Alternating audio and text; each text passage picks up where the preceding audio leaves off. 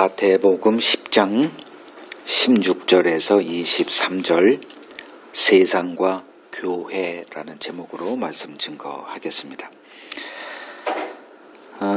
오늘 설교는 그 대부분의 사람들에게 매우 불편하게 들릴 것이라는 것을 먼저 말씀을 드립니다.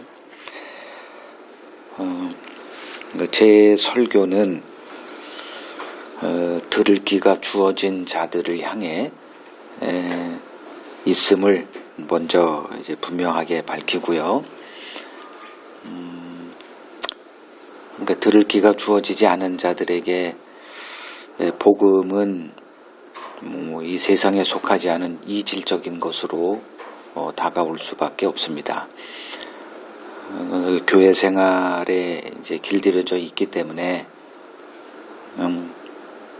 성경 말씀은 옳은 것, 대적해서는 안 되는 것, 요 정도. 그러나 그 말씀 안에 담겨져 있는 그 의미가 무엇인지를 바로 알게 될 때 이제 분명히 이제 반발하게 되어 있고요. 네, 특히 오늘 이제 본문의 내용이 이제 굉장히 생소하게 들리고 또 일반적인 교회에서는 이제 침묵하는 강해 설교하는 분들에게는 그런 교회에서는 이런 것을 다 다루긴 하겠지만 이것이 가슴속에 담겨져 있지는 않고 있다. 이것이 오늘날 기독교의 현실이다. 자, 말씀을 보겠습니다. 교회는 그러니까 오늘 그 교회에 관한 내용이거든요. 그러니까 교회는 이제 다양한 정의를 이제 내릴 수가 있는데 가장 이제 두드러진 정의가 예수 그리스도의 증인이다. 이렇게 정의를 내릴 수가 있죠. 이것에 대해서 반발할 사람은 아무도 없을 겁니다. 그러면 증인이란 누구냐? 예수 그리스도의 증인이라 할 때는 그 전제가 있죠. 예수님을 아는 지식이 전제가 되어 있다는 거죠. 예수를 모르는 신자가 있겠냐마는 과연 사도들이 증거한 그 예수이더냐라고 할 때는 별개의 이야기가 될 겁니다. 자, 예수께서 제자를 이제 부르시면서 이제 공생애가 시작이 됐죠. 그리고 그들과 함께 하십니다. 예수님의 삶에 이 제자들과 함께 하심에 이 일이 없다? 그러면 이건 좀 아주 이상하죠. 예수님이 제자를 부르시고 그들과 함께 하심은 처음에는 잘 모르죠. 제자들도 예수님의 의도를 잘 모르고 그냥 따라가는 겁니다. 딴주머니 차고. 근데 나중에 드러난 것은 그들을 예수의 증인으로 세우기 위함이었다는 게 드러납니다. 그러니까 사복음서는 이러한 예수님의 일의 기록이다 할 수 있습니다. 그래서 주님께서 부활하신 후 제자들을 자신의 증인으로 세상에 이제 보내시는 내용이 아주 분명하게 기록되어 있죠. 그러니까 요한복음 20장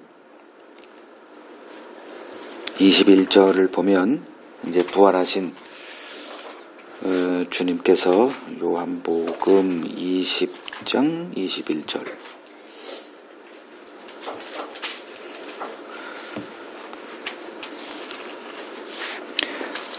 제자들에게 찾아오셔서 이렇게 말씀하세요. 너희에게 평강이 있을지어다. 아버지께서 나를 보내신 것 같이 나도 너희를 보낸다. 이렇게. 그리고 사도행전 1장 8절에 오직 성령이 너희에게 임하시면 너희가 권능을 받고 예루살렘과 온 유대와 사마리아와 땅 끝까지 이르러 내 증인이 되리라. 이게 다 주님이 하신 말씀이에요. 그리고 이 일 이후에 이제 성령이 제자들에게 임했고 그들에게 권능이 임했죠. 그것도 오늘날 생각하는 그 권능하고는 좀 굉장히 다른 권능입니다. 그 권능이 그들에게 임하자 이제 그리스도의 복음을 이제 전하는 증인들로 그들이 세워집니다. 그 이전에 주님께서 그 제자들을 그 증인의 역할을 감당할 수 있도록 그 사전 직무 교육을 하는 내용이 마태복음 10장이다. 이거 지난주에 말씀을 드린 거죠. 그러니까 마태복음 10장 전체가 그 내용이에요. 그 신자됨에 있어서 가장 그 좀 부담스러운 게 뭐냐 하면 전도가 아닐까 생각해요. 그러니까 전도를 강조하지 않는 교회는 뭐 그것에 대한 부담감이 없는데, 그러니까 교회 성장에 이렇게 목표를 둔단 말이에요. 왜 교회 성장이 필요하냐 하면 재정 때문에 그래요. 그러니까 주님이 땅끝까지 선교사를 보내라 했거든. 그러니까 그 명령에 순종하려면 그 보내야 되는데, 이게 국내 선교도 아니고 해외 선교는 뭐 어느 한 나라만 정할 수도 없잖아요. 그러다 보면 이게 예를 들면 일본에 보낸다? 지금이야 뭐 서울 물가가 일본보다 더 높으니까 뭐 좀 그런데, 옛날에는 일본 도쿄 이런데 선교사 하나 보내려면 돈이 엄청나게 들어갔어요. 뭐 홍콩에 보낸다거나 뭐 유럽도 보내야 되지 않아요? 그 재정을 감당이 안 되니까 그런 목적으로 이제 그 재정, 그러면 재정을 어떻게 교회가 재정을 감당하지? 그 교인 수밖에 뭐 감당할 길이 없죠. 그럼 부흥은 필수예요. 이제 그런 구도 속에서 이제 교회가 성장을 한 교회는 여러분들 다 가보셨잖아요. 교회가 성장한 교회, 부흥한 교회, 예를 들어서 뭐 1000명 이상 된다. 그러면 들어가는 입구에 항상 뭐가 걸려 있죠? 세계 지도가 걸려 있죠. 그리고선 자신들이 그 이렇게 파송한 뭐 협력하는 후원금을 보내는 선교사들 수십 명, 수백 명의 그걸 이렇게 좀 약간의 자랑거리로 이렇게 생각하면서 쭉 이런 거 그렇게 한단 말이죠. 이 증인이라는 것을 이제 전도, 오늘날의 그 교회에서 얘기하는 그 전도 개념으로 이렇게 이해하면 이제 성경이 잘 안 보일 거예요. 그런 개념들을 이제 좀 새롭게 이해할 필요가 있는데, 그 마태복음 10장에서 이제 그 직무교육, 그러니까 이제 전도를 강조하는 교회에서는 이 10장은 이건 뭐 단골 메뉴예요. 근데 과연 그러한 교회 성장을 위한 직무교육이더냐라고 할 때는 단언컨대 아니올시다 이거든요. 조금만 들어가 보면 뭔가 이상한데 해야 되는데 그런 걸 안 해요.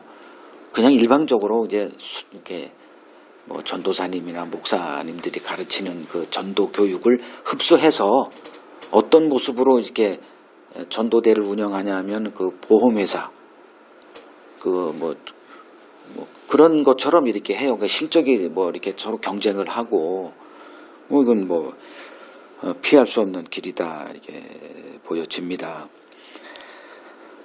마태복음 10장 지난주 한번 했고 오늘 두 번째고요. 그리고 앞으로 두 번 더 이 직무교육에 대해서 우리가 살펴볼 텐데, 조금 아까 제가 서론에서 말씀드린 그런 관점으로 한번 보시라는 거예요.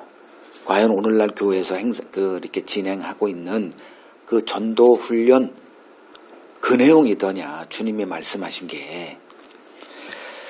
자, 16절을 같이 읽겠습니다. 보라, 내가 너희를 보냄이 양을 이리 가운데로 보냄과 같도다. 그러므로 너희는 뱀같이 지혜롭고 비둘기같이 순결하라 이렇게 말하죠. 이제 내보내는 제자들을 향해서 주님이 뭐라고 말씀하시냐면, 내가 너희를 보냄이 양을 이리 가운데 보냄과 같다 이렇게 말씀하세요. 그러면 이리에게로 나아가는 양의 운명은 뭘까요? 그냥 잡혀먹는 거죠. 뜯김 당하고 휘둘림 당하고 이용 당하고 뭐 그 빨대 꽂아놓고 이제 그 뭐 다 뽑아 먹고 나중에 그냥 껍데기만 남겨서 이렇게 그래서 어떻게 하라?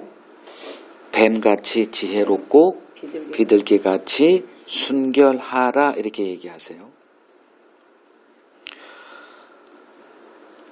그러니까 주님이 승천하시고 예수의 증인으로 세상에 남겨질 교회를 주님께서 이렇게 정의하십니다. 이리 가운데 보내진 양들과 같다. 그러니 정신 똑바로 차리고 뱀과 같이 지혜롭고 비둘기같이 순결하라 이렇게 권면을 하신 겁니다.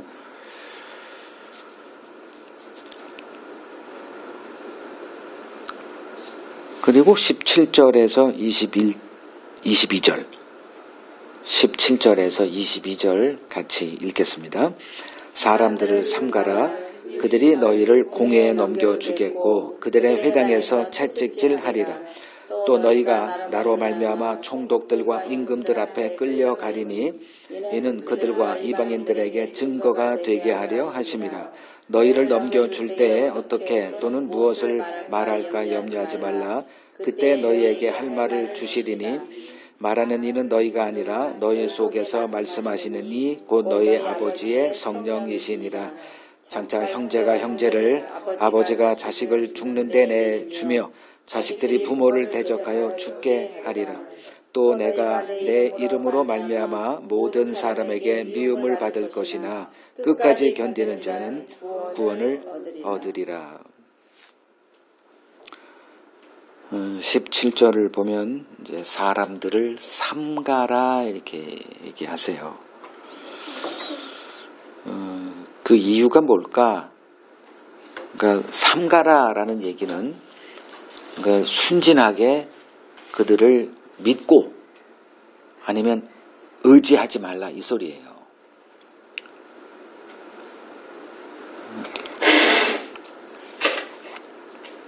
그 17절에서 21절을 잠깐 제가 이렇게 좀 요약 설명하면 너희가 지금까지 알아왔던 그들이 이리와 같이 너희를 공격할 것이다. 그들이 너희를 이단으로 몰고 당국에 고소할 것이고 예수를 증거했다는 이유 하나로 정죄받고 채찍질 당하게 될 것이다. 그 사도행전 그리고 이제 그 서신서에 이 사복음서 끝나고 나서 그 다음에 기록되어 있는 역사서인 사도행전만 보더라도 그 제자들의 그 현실이 바로 이거죠. 그러니까 예수 증거 때문에 이제 고소당하고 이단으로 몰리고 이제 채찍질 당하고 뭐 감옥에 투옥되고 순교당하고 그게 사도행전의 역사예요.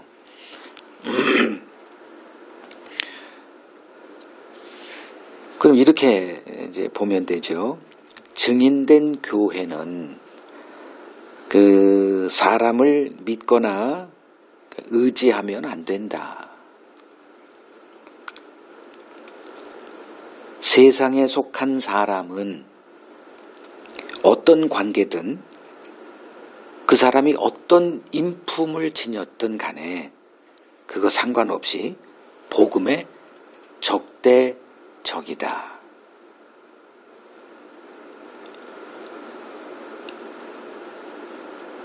(21절) 보세요. 끔찍한 얘기가 나옵니다.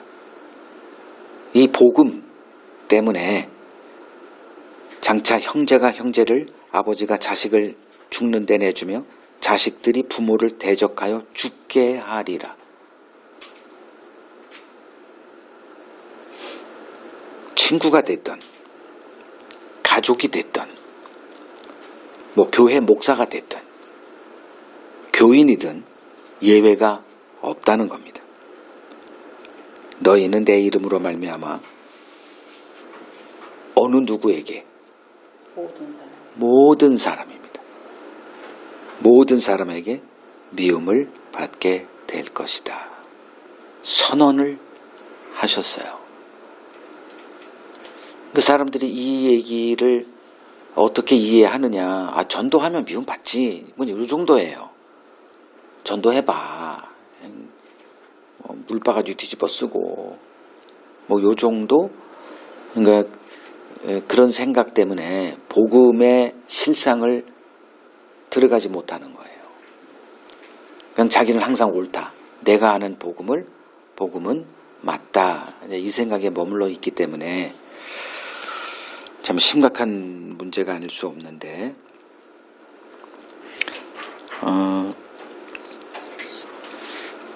그러니까 기본적으로 그러니까 성경이 말하는 게 이제 요 내용과 이제 빗대서 이렇게 정의를 내릴 수가 있습니다. 그 신자가 세상에서 미움을 받게 된다는 것은 성경의 일관된 주장이다. 그러니까 신자의 신자다움이 있죠. 뭐 부모다움이 있고 자식다움 여러 가지가 있는데, 신자, 성경이 말하는 신자, 오늘날 교회가 이렇게 정의하는 신자 말고 성경이 일관적으로 양보 없어요. 이건 이렇게 정의하는 신자의 정체성, 신자됨의 그 증거물, 그 중에 하나가, 그건 우리가 이제 그 마태복음 5장에서 팔복에서 그것을 배웠죠. 뭐 며칠 전에 뭐 은복마을에서 이렇게 댓글로 저한테 이렇게 질문하는 사람들은 대부분 이렇게 그 비밀 댓글로 하기 때문에 여러분들은 못 봐요. 근데 좀 어디서 이렇게 좀 질문하기가 좀 그래서 저한테 이렇게 댓글로 이렇게 하는 것 중에 하나가, 이분이 이걸 들을지 모르겠는데,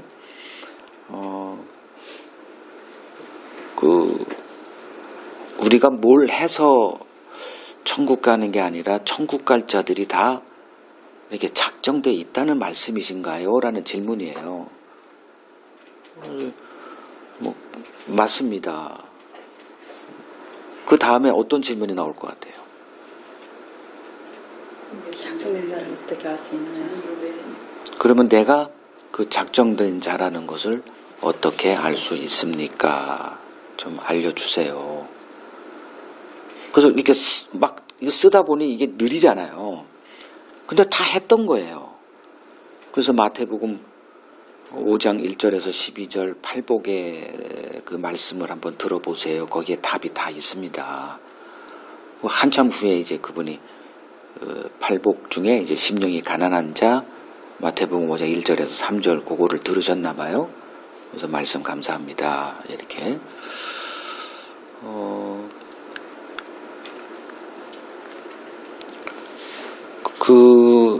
그것은 이제 내적 증거죠. 내 안에서 벌어지는 그건 그 사람만이 아는 거예요. 그걸 우리가 어떻게 합니까? 그 사람에게 이러한 복이 임했는지 어떻게 알아요? 모르죠. 우리는 성경이 흔히 말하는 이제 그 외식 그게 내가 아닌 나를 보이면서 하는 거잖아요.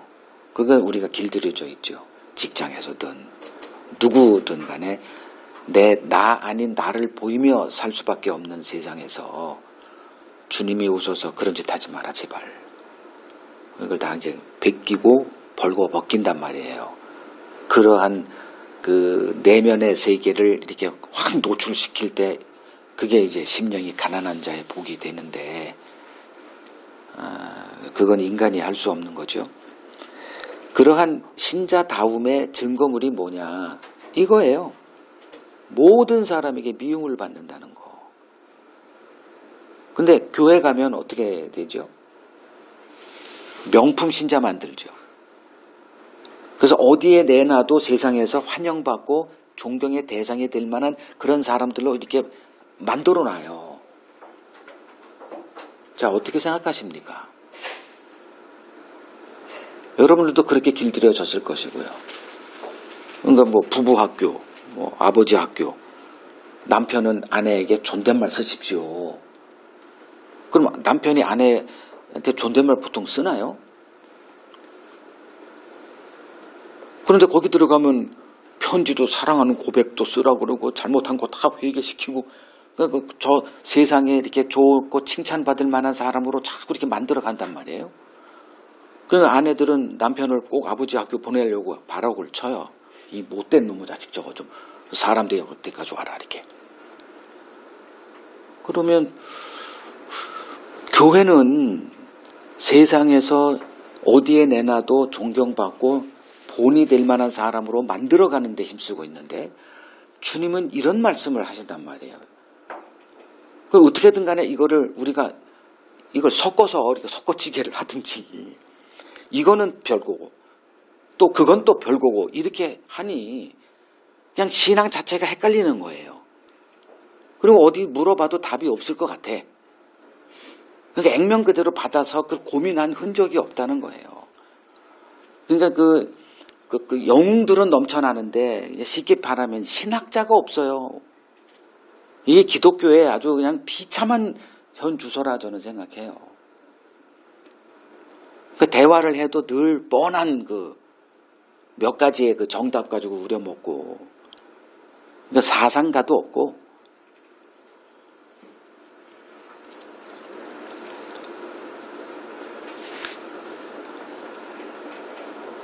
그 신자의 정체성은 뭐냐? 세상에 발붙일 곳이 없는 거예요. 왜? 너희가 뭐 때문에 모든 사람에게 미움을 받아요? 내 이름으로. 나로 말미암아 내 이름으로 내 이름 예수라는 이름 전했다고 그게 아니고 예수의 그것을 예수의 예수됨 예수님이 행한 것 예수님이 하신 말씀 이거를 전하는 거죠. 침묵하면 미움을 받는다 안 받는다? 안 받죠.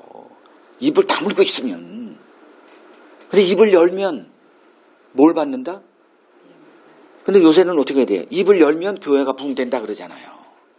교회가 부흥 안 되는 이유는 너 때문이야 이러잖아요.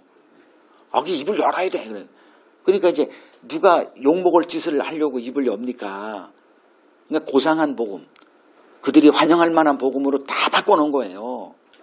상품을 팔아야 되는데 이 상품이 하자투성이야. 이 상품을 사면 잘 돼야 사잖아요. 비싼 돈 주고. 근데 결과물이 뭐예요? 그걸 사면 모든 사람에게 미움을 받는다? 그리고 조금 더 전에 21절이죠. 아니 가족이 해체가 돼. 아들이 아버지를 죽이고 아버지가 자식을 죽여요.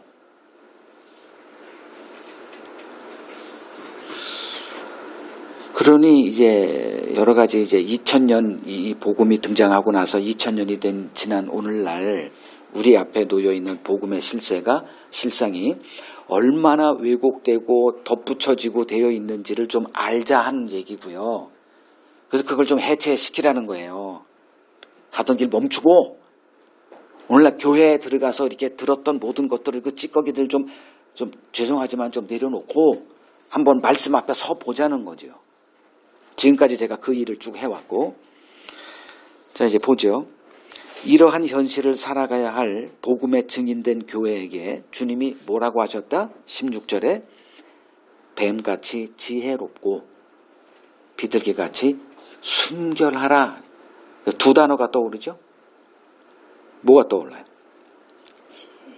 뱀과 비둘기가 떠오르면 곤란하고 뱀은 지혜의 상징입니다. 창세기 3장에서도 뱀이 가장 지혜롭다. 근데 이제 뱀이 지혜다 이거는 좀 그러니까 간교로 번역했는데 지혜라운 소리, 지혜롭다 그 소리예요. 괜히 뱀은 나쁜 거니까 그냥 지혜는 좀 그렇고 간교했다 이렇게 하는데 가장 지혜로운 자가 이제 뱀입니다. 그러니까 뱀을 보지 마시고 지혜. 그러면 신자에게 필요한 지혜는 뭐고 순결함은 뭐냐? 비둘기 하면 또 평화의 상징 이런 거 다 떨쳐버리고 순결함과 지혜 그걸 보자는 거죠. 자 여기서 말하는 지혜가 뭘까요? 여러분 답 기다리면 내가 설교 진행이 안 되니까 그냥 던지고 이제 설교 나아갑니다. 혹시 이건 정답 같은데 떠오르는 거 있어요? 예수님을 아는 지식. 자, 이 컨텍스트, 이 지금 맥락을 보시고, 지금 맥락이 뭐예요? 너희를 보냄이 양을 이리에 이로 보내는 것 같다. 너희가 내 이름으로 말미암아 모든 사람에게 미움을 받을 것이야. 고소당할 것이고 이단으로 정죄될 것이고. 그러니까 복음은 기본적으로 세상에서 어떤 규정을 받아야 된다? 이단 규정을 받게 돼 있어요. 그래서 바울도 이단의 괴수로 했고 그 모든 종교 지도자들이 예수를 이단의 괴수로 몰아붙였고, 근데 이단 소리 누가 듣고 싶겠어요? 평신도들이야 이단 소리 듣든 생업에 지장 없지만 목사가 이단 정죄받으면 그날로부터 생계 밥줄이 끊겨버려요. 그러니까 겁먹는 거죠. 그러니까 사도들이 얼마나 이게 두려움 속에 살았을까 한번 생각해 보세요.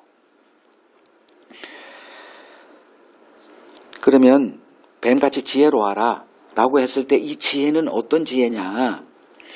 복음을 전하는데, 자신들의 주가 되시는 예수를 전하는데 왜 모든 사람에게 미움을 받아야 하는지를 아는 것. 이해됐죠? 근데 오늘날 복음을 전하면 어떻게 된다? 복 받는다 그러죠. 그리고 교회는 성장한다. 입을 열어라 제발 이러잖아요. 그리고 최대한 그 존중을 표하기 위해서 옷도 아주 그냥 양복 입고 최고의 좋은 거 입고 선물도 주고 가면서 길거리에서도 하잖아요. 거기다가 혹시나 에이 이런 그지 같은 짓 하시면 이러면 나 이제 핍박받았어 이렇게 위안을 받죠.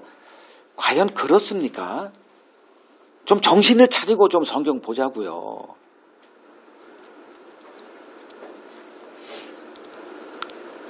야고보서 1장을 갑니다. 야고보서 1장 2절. 내 형제들아 너희가 여러 가지 시험을 당하거든 온전히 기쁘게 여기라. 이는 너희 믿음의 시련이 인내를 만들어내는 줄 너희가 알미라. 인내를 온전히 이루라. 이는 너희로 온전하고 구비하여 조금도 부족함이 없게 하려 함이라. 이렇게 말합니다. 1절을 보시면 누구에게 이런 말을 하느냐? 흩어져 있는 12지파예요. 왜 흩어졌어요? 2절에 있는 여러 가지 시험 때문에 흩어져 있는 자들이에요. 흩어지면 쉽게 말하면 집 나가면 뭐다? 흩어지면 왜 흩어지냐? 못 견디니까 흩어진 거죠. 그럼 흩어지기 위해서 뭐 해야 돼요? 내 기존 것을 떠나야 됩니다. 여태껏 이뤘던 모든 내 삶의 구조가 다 그걸 아낌없이 버리고 떠나야 돼요. 그걸 이제 우리 흔히 나그네라고 그러죠. 나그네는 좋은 거, 여행객 좋아 이런 개념이 아니고 흩어질 수밖에 없으니까 그걸 여기서 2절에 여러 가지 시험 이렇게 말하는 거거든요. 근데 5절에 좀 상술하죠. 너희 중에 누구든지 지혜가 부족하거든. 여기서 지혜가 나와요. 여기서 필요한 지혜가 뭘까요? 흩어져요. 예수 복음 때문에, 예수 믿었다는 것 때문에 그 입을 열었다고 핍박당하고 재산 다 뺏기고 지금 그런 일은 없겠지만 이렇게 떠돌아다니는 신세. 이거 뭐지? 그럴 때 뭐 하라? 이게 뭐지? 이게 지혜가 부족하거든요. 그럴 때 어떻게 하라? 모든 사람에게 후히 주시고 꾸짖지 않는 하나님께 구하라. 그리하면 주신다. 나 공부를 왜 이렇게 못해? 여기다가 이 구절을 대입하는 게 아니에요. 나는 하는 일마다 이렇게 잘 안 되지?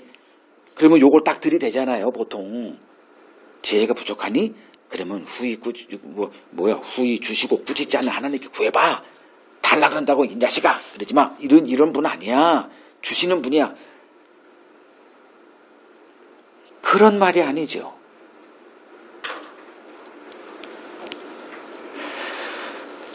자, 세상에서 제자들을 등장시킨 이유가 뭐라 그랬죠? 서로 제가 얘기했죠. 주님이 제자들을 불러서 결국 뭘 목적으로 불렀다? 그리스도의 증인. 그걸 복음의 증인이라고 그러죠. 그러면 그들은 이 예수라고 하는 그 복음을 세상에 전해야 될 자들로 이제 세워진 거죠. 그걸 사람을 낳는 어부, 처음에 그게 뭔 소리인지 알았겠어요? 사람을 낳는 어부, 그 처음에 들었을 때 그게 뭔 소리인 줄 알겠어요. 나중에 보니 이 십자가 복음을 전하라는 거구나. 십자가는 뭐예요? 세상 모든 의를 정죄하는 거죠. 그거로 구원받을 수 있으면 예수가 뭐하러 와요? 그거로 안 되니까 내가 피를 흘려 속죄하고 죄값 치르고 내 의를 너희들에게 주올 테니까 그 의로 하나님 앞에 나가라는 게 십자가죠. 그러면 제자들이 세상에 전해야 될 것, 무슨 내용을 전해야 될까? 그건 우리가 다 다룬 거예요. 그냥 한마디로 산상수훈이다. 이렇게 보시면 됩니다. 그럼 산상수훈의 핵심, 이건 우리가 다 배웠으니까 여러분들도 어느 정도 이렇게 뭐 정리가 안 돼 있을 뿐이지 얘기할 수 있을 거다 저는 생각을 해요. 산상수훈의 핵심 내용이 뭐죠? 가만히 계세요, 그냥 또. 다 내가 말씀드릴 테니까. 인간의 의를 정죄하는 것, 이거예요.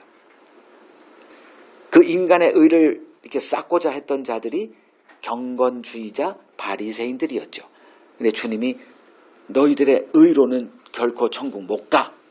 완전히 철퇴를 날린 거죠. 그러니까 산상수훈은 율법을 오해하고 있는, 즉 성경을 착각하고 있는 유대인들에 대한 경종의 메시지였다. 그러니까 누가 복음을 대적했나? 그러니까 누가 예수를 대적했나? 이제 보시면 누가 예수를 대적했죠? 그리고 그 복음을 전하는 사도를 대적한 자들이 누구죠? 바리새인들이죠. 그걸 바리새인은 한마디로 또 정의를 내려야죠. 바리새인들 다 나쁜 거 알아요. 근데 바리새인들은 오늘날 누구예요? 하나님의 말씀을, 그러니까 성경대로 살려고 하는 경건주의자가 바리새인들이에요. 그러면 그 사람들은 그 종교 생활하는 사람들에게 배척의 대상일까? 존경의 대상일까? 존경의 대상이에요. 제가 청년 때, 제 인생이 청년 때 정말 이런 표현을 써도 모르겠지만 개차발이었거든. 여러분 제 젊었을 때 내가 어떻게 살았는지 모르죠. 개차발도 이런 개차발이 없어요. 개차발이 뭔 소리요? 몰라. 그거 설명할 시간 없어. 하여튼 개차발이었어, 내 인생이. 근데 어떻게 이렇게 갈 수 없는 교회를 가게 된 거예요. 근데 그 담임 목사님이 여름에도 긴팔 입어. 머리카락 하나가 이렇게 선 게 없어. 모든 면에 딱 규격이 있고, 그분하고 좀 친해졌거든요, 제가. 그래서 그분의 삶을 들여다보니 단기 계획이 있고 중기, 중단기, 장기 계획, 인생이 설계가 다 있어. 난 이런 사람 만난 적이 없어. 하루 4시간 이상 앉아. 하루에 모든 스케줄이 분 단위로 다 이렇게 있어. 나는 한 달에 뭐 스케줄 한두 개 되는 대로 친구가 전화 오면 좋아. 이런 분을 만난 적이 없어요. 빈틈이 없어. 그러니까 완전 무결이다 할까? 존경 안 할래야 안 할 수가 없는 사람을 만난 거예요. 항상 그 자리에 있어. 몸이 그냥 몸살로 이렇게 부서져도 그 자리에 있어요. 그리고 그 설교 끝나고 나서 자기 일 하고 나서 쓰러져 그렇게 병원에 실려가도 그 자리에 있는. 자, 성경대로 살고자 하면 그들이 존경의 대상이 된다. 그들이 누구다? 바리새인들이에요. 우리는 성경에서 예수님이 바리새인들을 그냥 한 놈만 패듯이 이렇게 막 정죄하고 그 길 가지 마라 이렇게 해서 나쁜 놈들이란 개념이 자리 잡혀 있지만, 바리새인들은 기본적으로 유대 사회에서 가장 존경의 대상들이었어요. 그 나쁜 놈들, 사두개인이나 정치인들, 이렇게 돈 뜯어 이런 사람들하고는 비교가 안 되는. 근데 그들이 예수를 대적하는데 가장 가장 앞장섰던 자들이었다. 요 정도는 알고 있으라는 거죠. 자, 이들의 문제가 뭘까요? 성경을 착각했다는 겁니다. 어떻게 착각했냐? 하나님의 말씀을 자기 의를 쌓는 수단으로 생각을 한 거예요. 그게 오늘날 경건주의자들의 전형적인 그 원칙이죠. 하나님의 말씀대로 살자.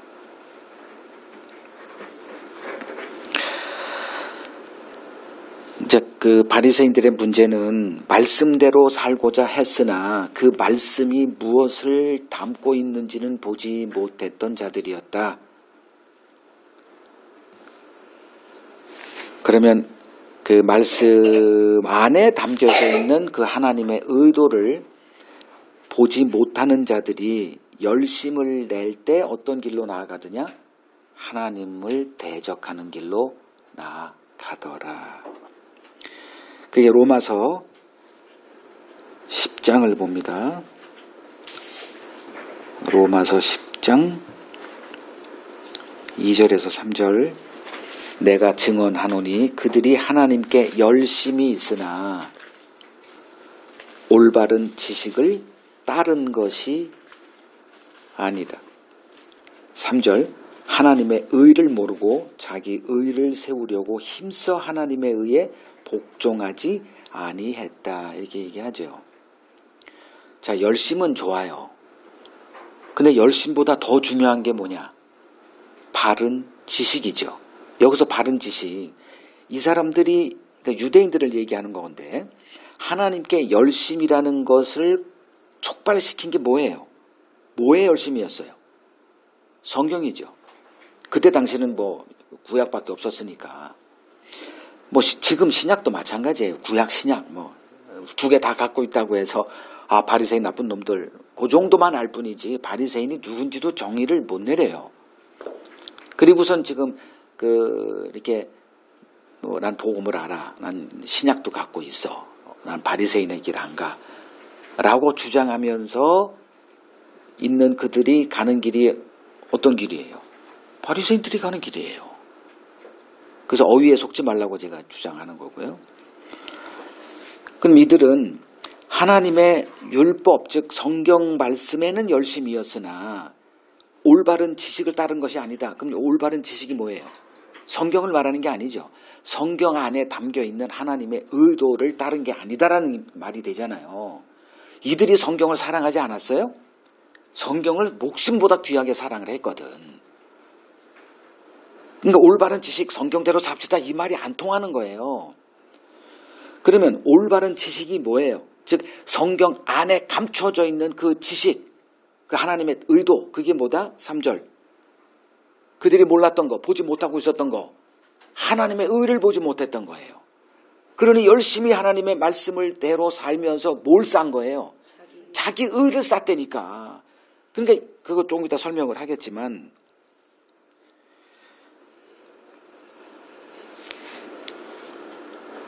그럼 지금 제가 뭘 얘기하는 거죠? 뱀같이 지혜로워하라. 그게 무슨 뜻인가를 지금 설명하는 거예요. 그럼 지혜란 뭐냐? 복음을 전하는데 왜 세상 사람들에게 미움을 받아? 그 이유를 아는 게 지혜라 지금 얘기하는 거예요. 좀 복잡해도 이 과정을 거쳐야 정답이 나오니까 하는 거예요. 그 바울이 이제 그 바리새인의 대표 주자였죠.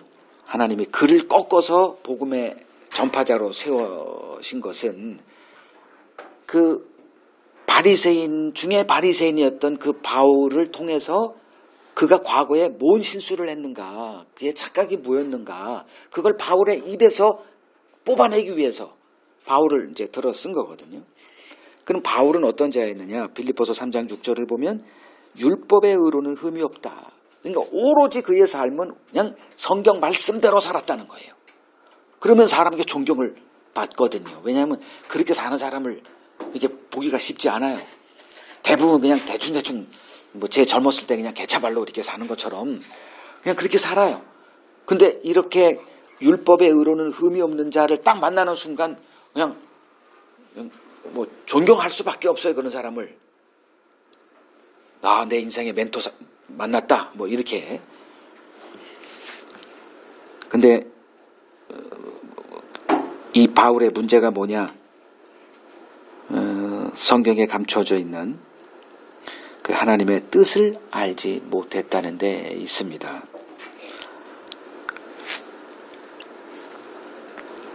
그러면 이제 왜 미움을 받느냐, 이걸 설명을 드릴게요.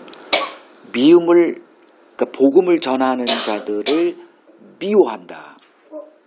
복음은 뭘 말하죠? 로마서 1장 17절을 보면 복음에는 뭐가 나타나서 믿음에서 믿음에 이르게 하나니 이렇게 나와요. 하나님의 의. 그러니까 복음을 딱 정의할 때 하나님의 의다. 이게 복음이에요. 그럼 하나님의 의가 등장하는 순간 사라져야 될 게 뭐냐? 인간의 의예요. 이게 산상수훈의 그거예요. 그 예수님이 말씀하신 거나 그 뒤에 이어서 예수의 복음의 증인이 된 사도들이 얘기한 게 다 동일한 거예요. 인간의 의를 괴멸시키는 일을 하는 거예요. 인간의 의는 결과물이 뭐냐? 한 단어로 교만입니다. 그래서 인간의 의, 즉 하나님의 말씀대로 살고자 하는 이 경건주의로 나아가면 행위가 반드시 따라옵니다. 그러면 행함이 실천이 적용, 이것들이 다 뭐가 되냐면 자기 의가 되기 때문에 반드시 차별화가 돼요. 그러면 그 사람들의 입술에는 뭐가 나오냐면 자기 행위에 대한 자랑거리가 나와요. 그걸 성경은 뭐라 그러냐면 네 아닌 네? 내 아닌 나. 그게 자랑거리가 되는 거예요. 실제는 그런 게 없어요, 우리한테. 하나님은 보세요. 아닌데 너는 뿌리가 없는 나무인데 뭘 열매를 맺혔다고 주장을 해. 그거예요. 근데 뿌리가 잘린 건 우리는 못 봐. 그러니까 자기 행위가 열매인 줄 알고. 그래서 제 주님이 열매를 찾아보고자 그 주간에 주님 돌아가시거든요. 아침에 그 성전으로 가시면서 한마디 하죠. 배고파 죽었다. 그리고 무화과 나무에서 열매 찾아봐. 근데 나뭇잎만 무성해. 그게 뭐예요? 나 아닌 나. 그 열매를 가득 이렇게 하고 있어요. 주일 성수, 11조, 목사님께 순종, 그런 것들. 열매는 가득해. 무슨 열매? 죽은 열매. 하나님에게 아무 믿음 없는 열매. 그러면 누가, 조금 더 들어가요. 누가 그 복음으로 이렇게 거듭난 자들을 미워하더냐? 누가 미워해요? 자기 의로 이렇게 준비된 사람들. 그거를 뭐라고 얘기하냐면 성경에서 육체를 따라난 자. 그 단어가 어디 나오냐면 갈라디아서 4장 29절 봅니다. 갈라디아서 4장 29절.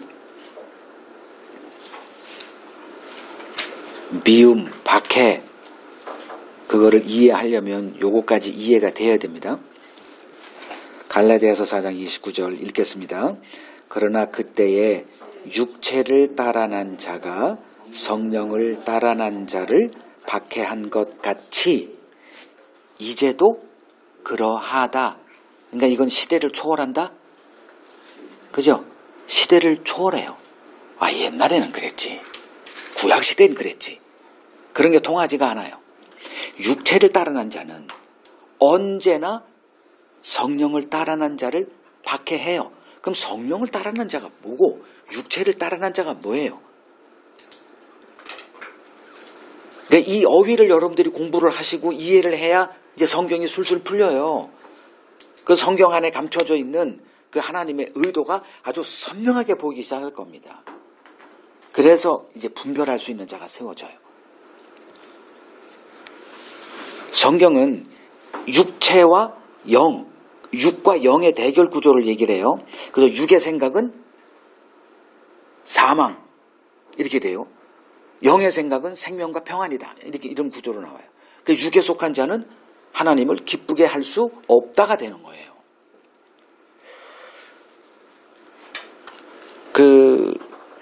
이 둘, 즉 육체로 난 자, 영으로 난 자, 요거를 제가 예화로 이렇게 설명을 드릴게요. 성경의 예화예요. 창세기 16장 4절을 보죠. 창세기 16장 4절. 요거 몇 가지만 이렇게 보시면 이 구약에 이런 게 다 있었구나. 금방 이해가 될 거예요.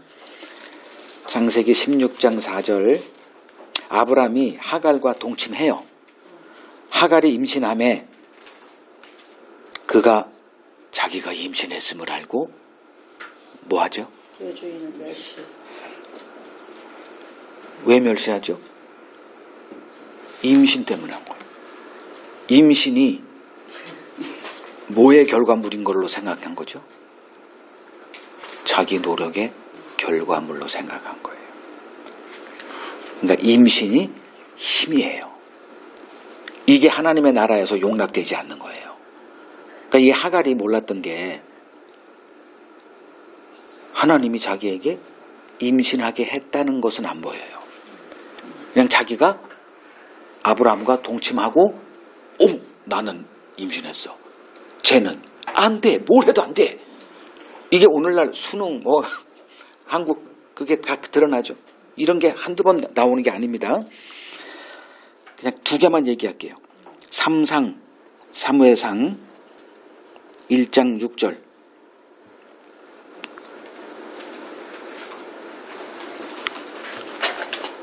사무엘상 1장 6절. 자, 엘가나라고 하는 사람 두 아내가 있었죠. 첫 번째 아내가 한나입니다. 애를 못 낳아. 그래서 애 낳기 위해서 자식 이거 보조는 이건 뭐 지상 명령이니까. 그래서 분인나라라고 하는 여자를 했는데가 아니라 데려왔는데 뭐 아내를 맞았는데 아니 한나는 그 오랫동안 해도 임신이 안 돼. 근데 분인나는 그날 밤 임신이 돼. 그랬더니 어떻게 돼요? 6절에 여호와께서 그에게 임신하지 못하게 여서 그는 한나죠. 그의 적수인 분인나가 그를 심히 격분하게 하여 괴롭게 했다. 멸시랑 똑같은 거죠. 아니 멸시받는데 성질 나죠. 그래서 그냥 괴로움을 당하는 거예요. 왜? 임신이 힘이니까. 그래서 이제 실로에 있는 성막에 가서 이제 제사 드리러 갈 때 한나가 거기서 죽을까 그러라고 금식하면서 이제 하나님과 떼쓰는 거예요. 자기는 지금 하나님의 사랑을 받지 못한 자가 된 거예요. 그래서 아들을 주면 내가 아들 돌려줄 테니까 좀 나도 하나님의 사랑 받는 자임을 입증해 달라 이렇게 요구한 거예요. 이게 다 육의 생각이죠.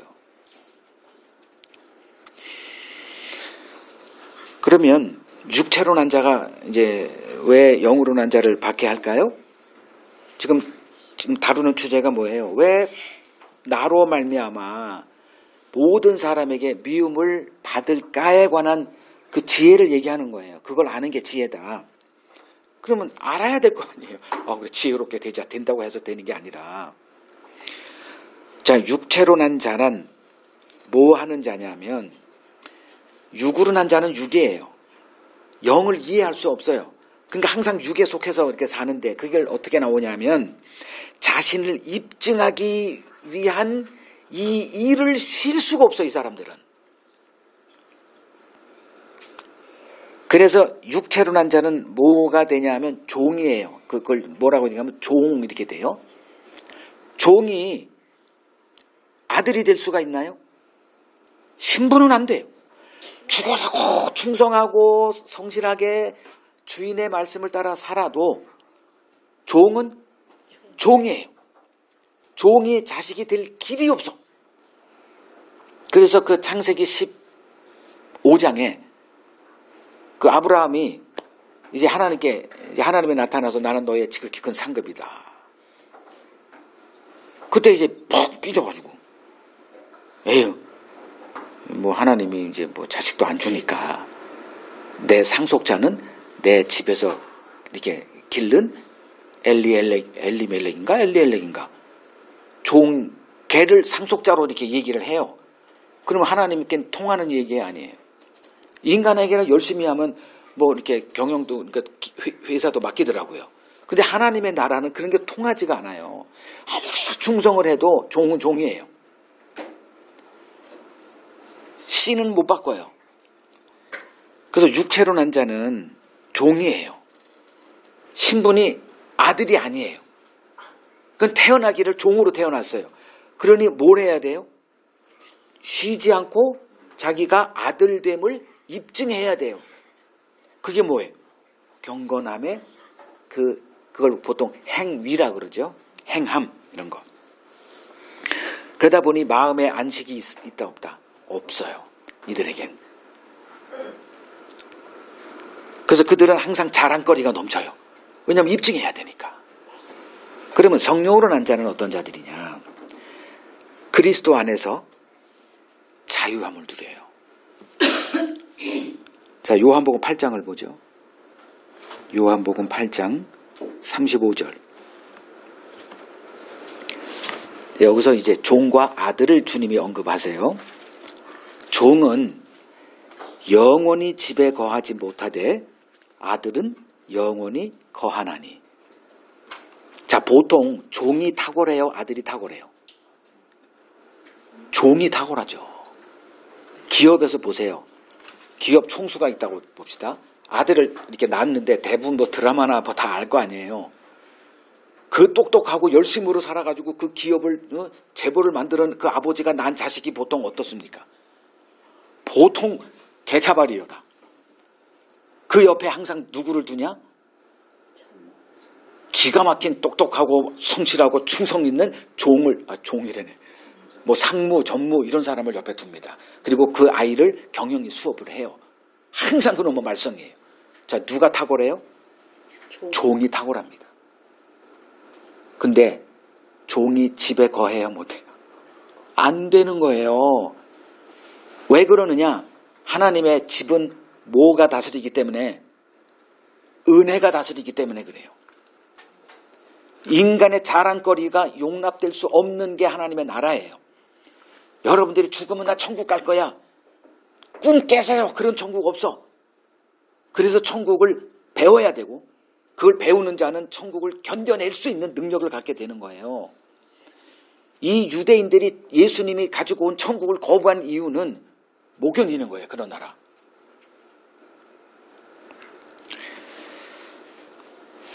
자, 종은 영원히 집에 거하지 못하되 아들은 영원히 거하나니. 36절.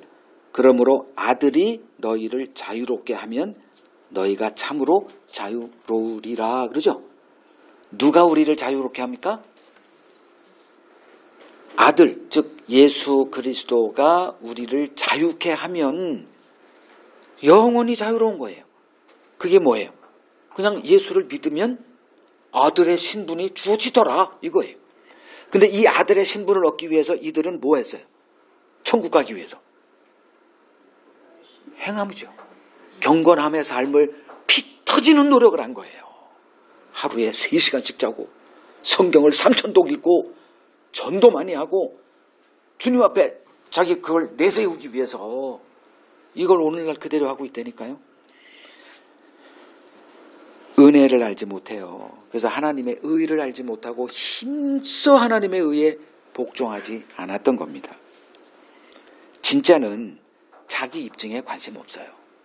이게 자유함입니다. 근데 이걸 알지 못하는 자들은 말로는 성경에 있으니까 자유를 얘기를 해요. 예수 안에서 자유를 얘기하면서 동시에 뭘 하냐? 또 입증하는 노력을 쉬지 않아요. 제가 복음으로 이게 복음의 실체를 알고 나서 지금까지 누리는 단 하나가 있다면 요거예요. 자유. 전 여러분들이 이걸 좀 같이 누렸으면 좋겠는데 이거 참 좋은데 설명할 길이 없네. 뭐 설명하려고 하고는 있지만 진짜는 자기 입증에 관심 없어요. 진짜에. 근데 저를 이렇게 좀 비밀 댓글을 이렇게 알고 하시는 분들 보면 이거는 자유를 못 누리고 있구나. 힘들겠구나. 이게 와 닿아요.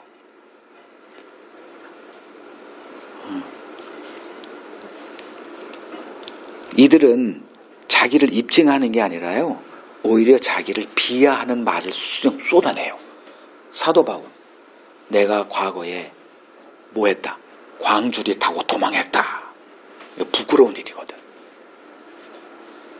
복음 때문에 내가 죽음 앞에서도 도망치지 않고 이런 걸 얘기하지 않아요. 또 고린도전서 2장 3절에 보면 내가 너희들 앞에서 심히 떨고 두려웠다. 그리고 디모데전서 1장 15절 죄인 중에 내가 괴수다. 내가 교회를 어떻게 핍박했는지 이런 얘기들. 거듭남의 증거물은 자기 혐오라는 것 분명히 좀 인식했으면 좋겠어요. 근데 요새 교회는 어때요? 자존감을 얘기하죠. 자기 자신을 사랑하지 못하는 자가 어떻게 남을 사랑하느냐. 이거 다 심리학에서 온 얘기들이에요.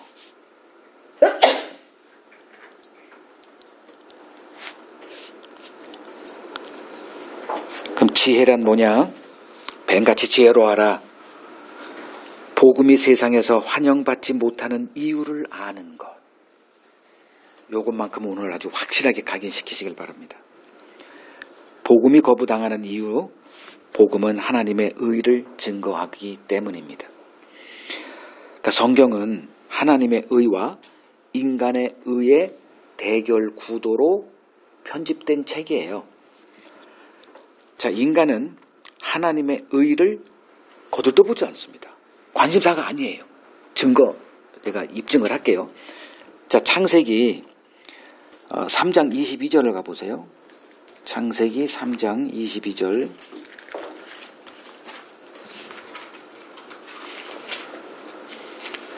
여호와 하나님이 이르시되 보라 이 사람이 선악을 아는 일에 우리 중 하나같이 되었으니 그가 그의 손을 들어 생명나무 열매도 따먹고 영생할까 하노라. 그 에덴 동산 중앙에 두 나무를 세워놨죠. 딱 보이게. 하나는 뭐? 생명나무, 또 하나는 선악과. 좀 짧게 얘기할게요. 이건 고유명사가 아니라 그랬어요. 두 나무를 딱 세워놨어요. 자, 이 생명나무를 먹었다면 어떻게 돼요? 22절에 영생하죠.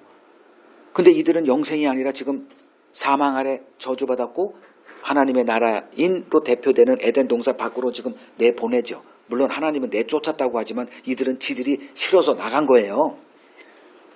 그 둘째 아들처럼. 그러면 그 두 개의 나무 중에 그들이 뭘 보고 훅 반했어요. 선악과를 보고 모금직하고 범직하고 지혜롭게 할 만큼 탐스럽기도 하고, 그래서 이거에 끌려가지고 이걸 먹었거든. 반면에 이거는 생명나무는 눈길도 하나 안 줬어요. 먹었더라면 영생했어. 근데 영생을 못 얻었네. 안 먹었어요. 아니 오늘날도 다 뻔하죠. 답은 예수 믿으면 영생이에요. 근데 예수를 믿던가요?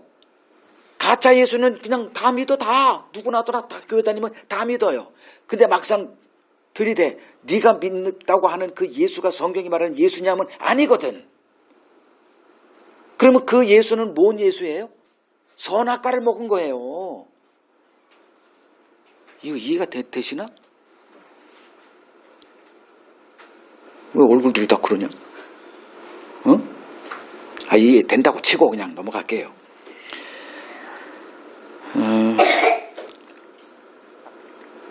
생명을 주러 오신 예수, 생명나무잖아요. 예수님이 세상의 환영을 받았다 안 받았다 거들떠보지도 않았어요. 이사야서 53장에 아주 분명하게 얘기되어 있죠. 사람들의 눈에 좋은 게 없어. 거부당하는 거예요. 지금 이게 나왔죠. 아니 나를 믿으면 세상 모든 사람에게 미움을 받게 돼. 성경에 쓰여 있으니까 좋은 말로 그냥 이렇게 뭐 뒤집어 쓰였으니까 콩깍지가 씌어서 이런 말도 있는 거고 맞죠. 성경에 있어. 근데 이 말이 진짜 와서 닿을 때 갈까요? 이 길? 예수 믿을까요? 아들이 아버지를 죽이고 아버지가 아들을 죽이는 이 실체 세계로 들어갈까요? 안 가요. 복음은 이 세상에서 환영해 받을 대상이 아니에요. 사람들이 환영하는 복음은 다른 복음이에요. 제가 여기 언급되어 있으니까 요거 하나 말씀을 드릴게요. 22절에 보면 너희가 내 이름으로 말미암아 모든 사람에게 미움을 받을 것이나 끝까지 견디는 자는 구원을 얻으리라. 이것도 또 부담이죠. 아니 적당히 하면 이렇게 하면은 할만한데 끝까지 일편단심으로 이 단어를 왜 써? 그래야 구원 얻는데 조건부 구원 같죠? 그럼 이걸 어떻게 해석할까요? 행위로는 안 돼. 그럼 끝까지 이것도 행위 아니에요. 그럼 어떻게 해석을 해야 돼요? 하나님이 우리를 끝까지 견디는 자로 세우신다죠. 그래서 베드로도 마찬가지 아니에요. 시몬아 시몬아 사단이 너를 밀가루로 청구했으나 내가 네 믿음이 떨어지지 않도록 내가 간구했노니. 성경을 보세요. 하나님이 끝까지 함께 하세요. 넘어지려고 할 때 또 찾아와서 힘주시고 또 돌아갈 거죠. 포기하려고 할 때 또 힘주시고 세상 끝날까지 내가 너희와 함께 항상 함께 하리라. 이것이 우리들의 실상입니다. 이게 현실이고요. 하나님이 안 보여져. 그럴 때 이 성경 구절을 그냥 떠오르세요. 그게 현실이에요.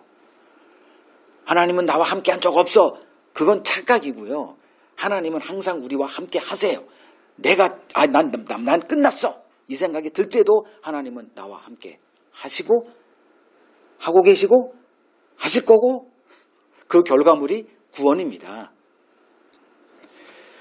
자, 그러면 순결을 보죠. 비둘기같이 순결하라.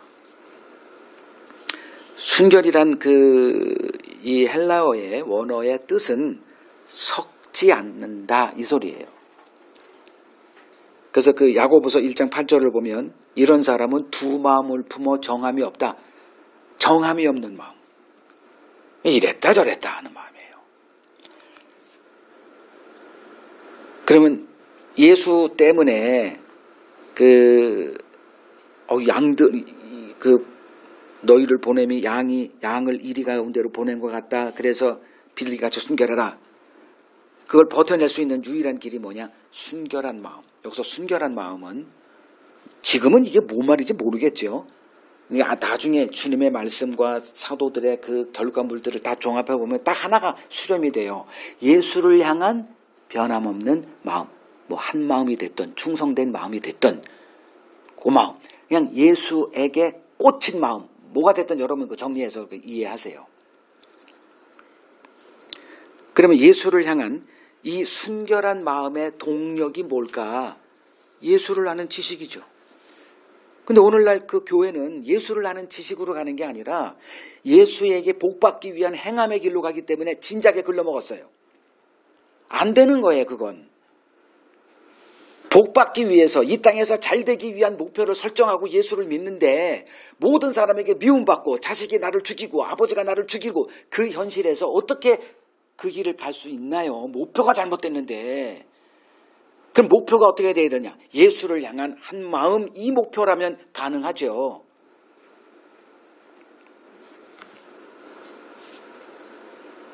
자, 로마서를 제가 좀 요약을 해드릴게요. 시간이 되려나 모르겠네. 간단하게 하면 로마서 1장부터 3장은 인간의 죄를 얘기를 해요. 인간이 하나님 앞에 어떤 존재인가를 입증하기 위해서 시별을 지으려서 기록해 놓고 있습니다. 의인은 한 명도 없다. 하나님을 찾는 자도 한 명도 없다. 그리고 율법을 준 의도, 하나님의 의도, 자기 의를 쌓는 도구가 아니라 착각 그만해. 그리고 로마서 3장 19절 20절에서 죄를 깨닫게 하려 합니다. 범죄를 더하게 하려 합니다. 이렇게 걸러내리죠. 그러니까 3장 3장부터 20절까지는 그 인간의 그 죄 아래 놓여 있어서 하나님의 심판의 대상인 인간의 실상을 얘기를 해요. 그 다음에 이제 4장부터 7장은 그럼에도 불구하고 아무런 하나님의 은혜를 받을 만한 조건이 없는 자들을 향한 하나님의 은혜를 얘기해요. 시간 없으니까 이제 성경 구절 찾지 않고요. 그 다음에 8장에 가서 뭘 얘기하느냐? 아들됨에 대해서 얘기를 해요. 그 아들됨이 뭐냐? 고난도 마땅히 받아야 될 것 아니냐? 그러니까 주의 은혜를 맛본 자가 복음의 증인으로 세워진다. 이겁니다. 베드로도 마찬가지죠. 베드로를 주님이 3번 예수를 부인하는 자리로 이끌어 가죠. 그리고선 예수를 3번이나 부인해요. 예수를 정죄했거든. 저주하고. 이거 부끄러워서 어디 내세울 수가 없어요. 근데 주님이 다시 찾아와서 그를 회복시키죠. 네가 나를 사랑하느냐? 사랑하느냐? 내 양을 먹이라. 3번 반복해요. 그리고 완전히 덮어버립니다. 그 은혜에 힘입은 이 베드로는 그 누구보다 주를 섬기는 삶을 살게 됩니다. 사도 바울도 마찬가지죠. 교회를 핍박했던 베드로에 비할 바가 아니죠. 그는 무수한 피를 흘린 사람이에요. 그를 하나님이 부르십니다. 그리고 복음의 전파자로 세우세요. 그래서 그 어느 누구보다 더 많은 수고를 하는 사도의 길을 걸어가는데, 고린도전서 15장 10절을 읽어드릴게요. 내가 나 된 것은 하나님의 은혜로 된 것이니 내게 주신 그의 은혜가 헛되지 아니하여 내가 모든 사도보다 더 많이 수고하였으나 내가 한 것이 아니요 오직 나와 함께 하신 하나님의 은혜로라. 이렇게 얘기합니다. 자, 왜 복음을 전하는 자가 세상의 모든 사람에게 미움을 받아야 되느냐? 하나님의 의라고 하는 그것 때문에 그래요. 이 세상은 인간의 의의 터 위에 세워져 있어요. 그곳에서 하나님의 의는 인간의 질서를 깨부수는 철퇴로 작용합니다. 미움을 받을 수밖에 없는 구조입니다. 자, 23절 마지막 구절 읽고 간략하게 설명하고 끝낼게요. 23절. 이 동네에서 너희를 박해하거든 저 동네로 피하라. 내가 진실로 너희에게 이르노니 이스라엘의 모든 동네를 다 다니지 못하여 인자가 오리라. 어느 동네에 가서 복음을 전하는데 그들을 박해해요. 그러면 어떻게 하라? 도망치라는 거예요. 그 사도행전에 기록되어 있는 사도들의 전도는 주님의 이 지침을 따른, 핍박받아 도망가고 또 핍박하고 또 도망가고, 이것의 실천이었다 보시면 되고요. 교회는 십자가 복음을 전하는 일에 참여함으로써 자신의 정체성을 입증하는 자들입니다. 그러니까 입을 열 수밖에 없는 자로 하나님이 만들어 가세요. 그러니까 내가 지금 그 일을 하고 있느냐, 증인의 이 일을 하고 있느냐.